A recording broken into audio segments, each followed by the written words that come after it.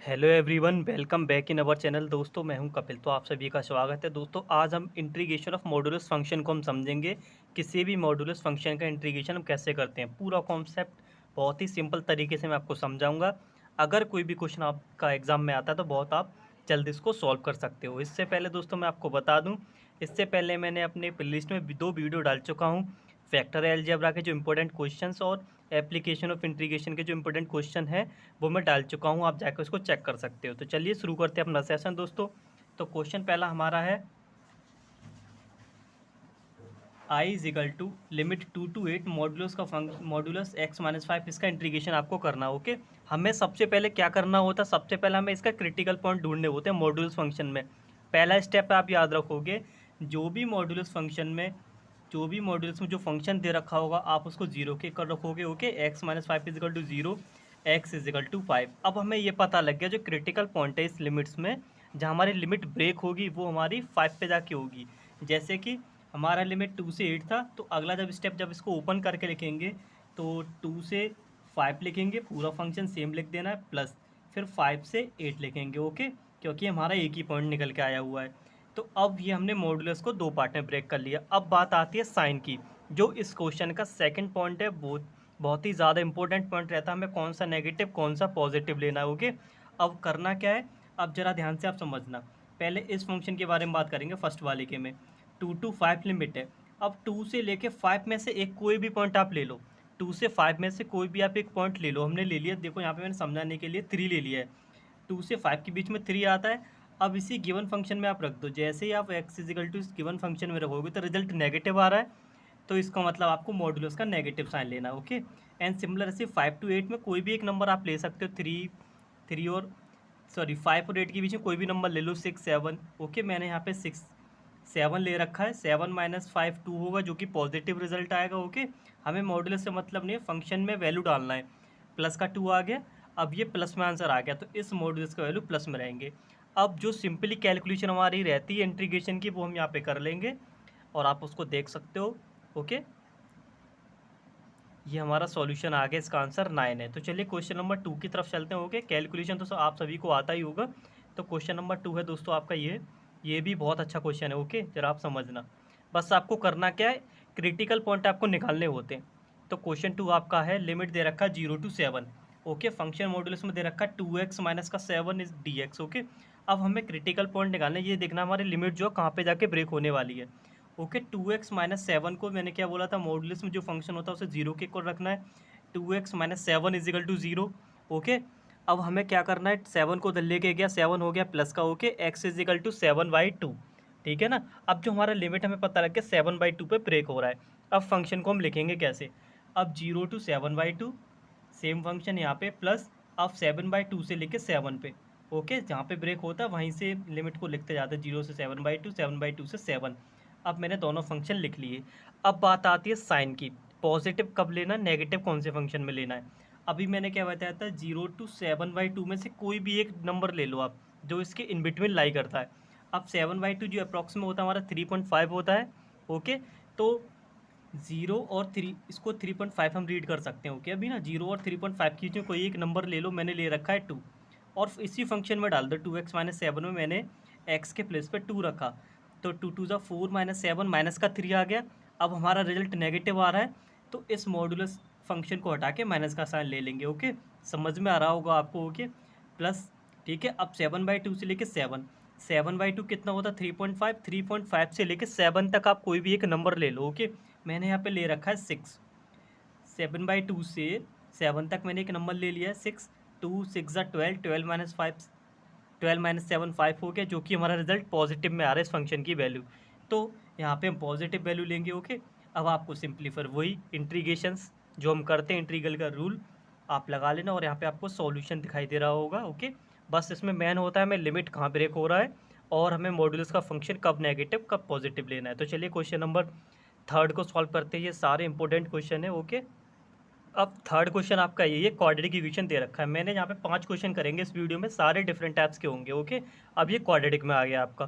Quadratic में आता simply वही हमें करना है, एक्स की वैल्यू में निकालने, लिमिट कहाँ कहाँ जाके ब्रेक होगी। तो क्वेश्चन हमारा 0 से 2।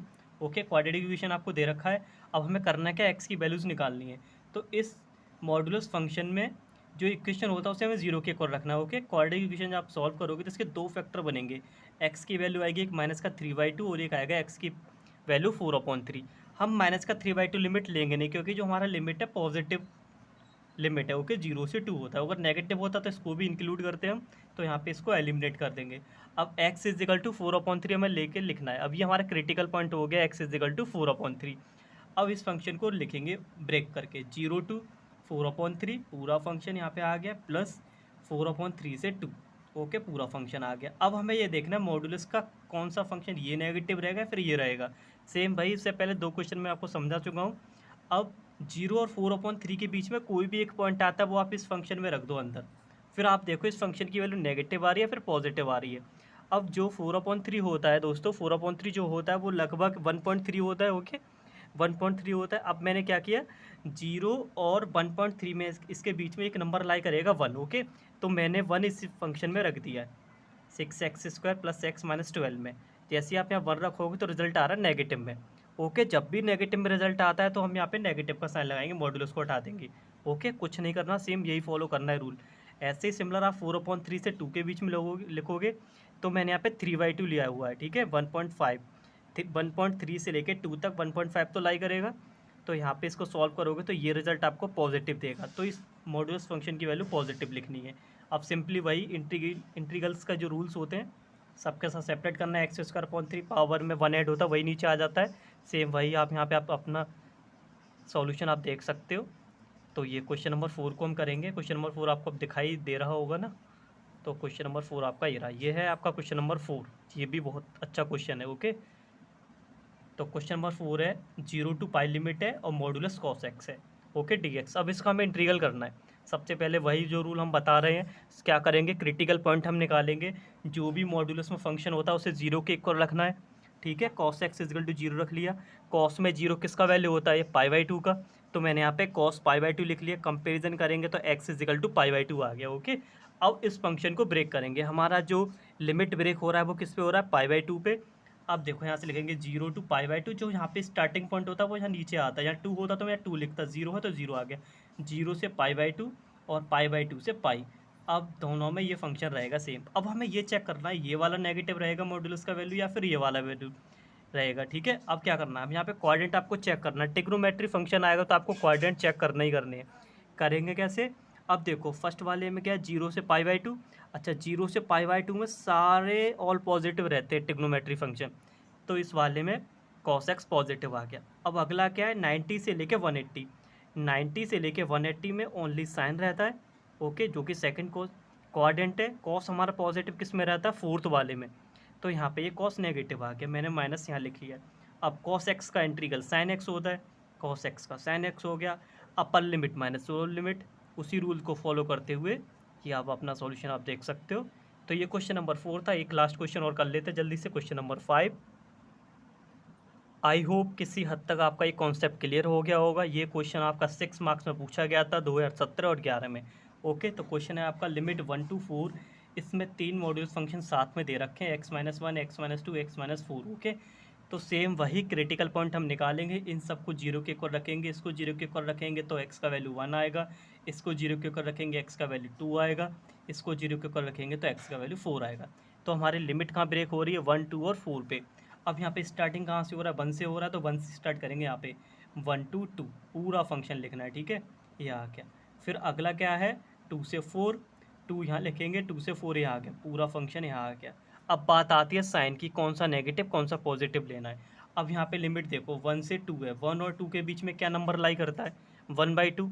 आप इस फंक्शन में 1/2 पुट करो, इसमें 1/2 पुट करेंगे तो नेगेटिव आंसर देगा, तो नेगेटिव साइन आएगा। ठीक है, प्लस का साइन ये आ गया। इसमें 1/2 रखेंगे फिर भी नेगेटिव आएगा, तो नेगेटिव साइन ले लिया, प्लस का प्लस लिख लिया। फिर इसमें 1/2 लिखोगे तो ये भी नेगेटिव, x-4 नेगेटिव आंसर देगा। ठीक है, तो ये आ गया dx प्लस। अब अगले फंक्शन में चलते हैं, अगली लिमिट पे 2 से 4। 2 से 4 के बीच में क्या लाई करता है, 3। अब पूरे फंक्शन में हर एक मॉड्यूल्स फंक्शन में 3 रख के देखो, 3 - 2, 3 - 1 2, पॉजिटिव, पॉजिटिव का साइन, प्लस का साइन, 3 - 2 1 वो भी पॉजिटिव, तो यहाँ पॉजिटिव का साइन, प्लस। अब यहाँ 3 रखेंगे तो माइनस में आंसर देगा ना, x-4। ठीक है, मॉड्यूल से मतलब नहीं है, ओनली फंक्शन की वैल्यू चेक करते हैं। x-4 क्या आंसर देगा हमें, माइनस में, तो यहाँ माइनस आ गया। अब सिंपल वही आपकी इंटीग्रल की कैलकुलेशन रहती है। फिर आगे 2 ही स्टेप मेन होते हैं इसमें, एक तो क्रिटिकल पॉइंट और लिमिट कहाँ ब्रेक हो रही हैं, और प्लस माइनस कब लेते हैं, ये आपका सॉल्यूशन है। ओके, तो ये हमारे 5 क्वेश्चन थे और काफ़ी हेल्पफुल रहे होंगे आपको। And thank you, wait for the next video.